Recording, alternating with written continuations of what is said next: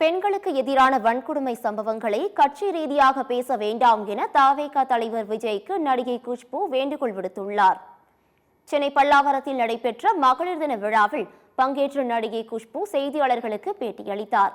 அப்போது பேசிய அவர், பெண்களுக்கு எதிரான வன்கொடுமைகள் நடக்கும்போது கட்சி ரீதியாக பேச வேண்டாம் என விஜய்க்கு கூறிக்கொள்கிறேன் என்று தெரிவித்தார். இந்த ஆட்சியில் நடந்தது அந்த ஆட்சியில் நடந்தது என்று பார்க்காமல் நம்ம வீட்டின் பெண்ணிற்கு நடப்பதாக பார்க்க வேண்டும் என்றும் அறிவுறுத்தினார். பள்ளி ஆசிரியர்களே இதுபோன்ற செயல்களில் ஈடுபடுவதால் பள்ளிகளுக்கு குழந்தைகளுக்கு அனுப்பிவிட்டு பெற்றோர்கள் பயத்துடன் இருப்பதாகவும் கூறினார்.